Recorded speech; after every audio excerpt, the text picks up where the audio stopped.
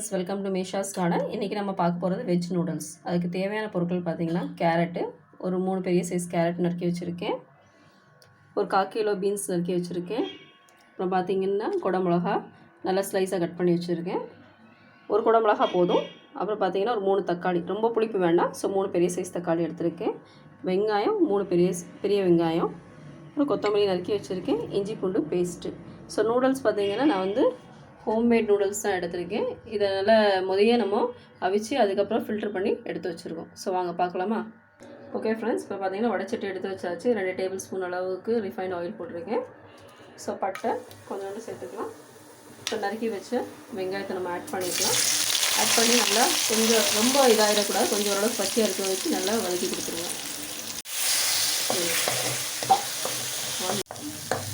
இப்போ வெங்காயம் பார்த்தீங்கன்னா நல்லா வெந்துருச்சு. நம்ம இஞ்சி பூண்டு பேஸ்ட் அரைச்சி வச்சு ஆட் பண்ணி பச்சையோட போகிற வரைக்கும் நல்லா கிண்டி கொடுத்துருங்க. இப்போ பார்த்தீங்கன்னா இஞ்சி பூண்டு பேஸ்ட்டு பச்சையோட போய் நல்லா வெந்துருச்சு. இப்போ நம்ம ஒவ்வொரு காய்கறியும் ஆட் பண்ண ஆரம்பிச்சோம். நறுக்கி வச்ச கேரட்டு ஆட் பண்ணிடுவோம். அதுக்கப்புறம் பார்த்திங்கன்னா குடமிளகா, ஒரு பெரிய குடமிளகா, நறுக்கி வச்ச பீன்ஸை நம்ம ஆட் பண்ணிக்கலாம். எல்லாத்தையும் சேர்த்து கிண்டி கொடுத்துடலாம். ரொம்ப வேகக்கூடாது, ஒரு அரை இது வேணுந்தால் போதும். இப்போ எல்லா காயும் நல்லா கிண்டி கொடுத்துடலாம். கொஞ்சம் ஓரளவுக்கு வேகிற வரைக்கும் விடுங்க, ரொம்ப வேகக்கூடாது. நம்ம காய் பொரியல் செய்கிற மாதிரி, ஏன்னா நூடுல்ஸ்க்குன்றப்போ கொஞ்சம் நறுக்குன்னு படுற மாதிரி இருக்கணும். ஸோ வெந்து கொடுத்தாச்சு. தக்காளி கொஞ்சம் இது வெந்ததுக்கப்புறம் நம்ம தக்காளி ஆட் பண்ணிக்கலாம். இப்போ காய் ஒரு சொல்லுக்கு வெந்திருக்கு. நம்ம தக்காளி நறுக்கி வச்ச ஒரு 3 பெரிய சைஸ் தக்காளி ஆட் பண்ணிடலாம். ஆட் பண்ணி கிண்டிட்டு இப்போ மசாலா எல்லாமே நம்ம ஆட் பண்ணிடலாம். ஒன்றுனா இப்போ நல்லா ஓரளவுக்கு வெந்ததுக்கப்புறம் உப்பு லைட்டாக ஆட் பண்ணிடலாம்.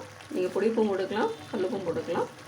ஆட் பண்ணிவிட்டு பெப்பர் ஒரு 1/4 டீஸ்பூனை ஆட் பண்ணிடுங்க. ஆட் பண்ணி லைட்டாக வேக வச்சுருங்க. ஒரு 5லேருந்து 10 நிமிஷம் வரைக்கும் கொஞ்சம் காய் நல்லா வேகணும். கடைசியில் நம்ம நூடுல்ஸ் ஆட் பண்ணிடலாம். ஒரு அரை டீஸ்பூன் கரம் மசாலா வீட்டில் அரைச்சி வச்சது, மிளகாத்தூள் ஒரு 2 டீஸ்பூனு. உங்களுக்கு உரப்பு எவ்வளோ தேவையோ அதுக்கேற்ற மாதிரி, காரத்துக்கு ஏற்ற மாதிரி சேர்த்துக்குங்க.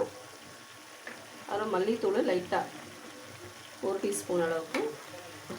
எல்லாத்தையும் போட்டு நல்லா கிண்டி கொடுத்துடலாம்.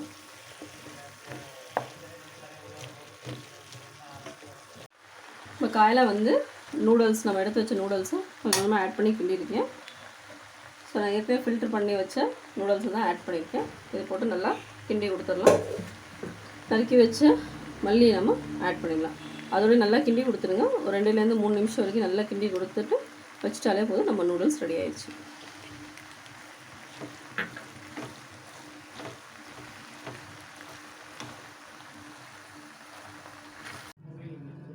ஃப்ரெண்ட்ஸ், இப்போ சூடாக நம்ம நூடுல்ஸ் ரெடி ஆயிடுச்சு. வாங்க, பார்க்கவே எவ்வளோ அழகாக இருக்குது. சாப்பிடுவோமா?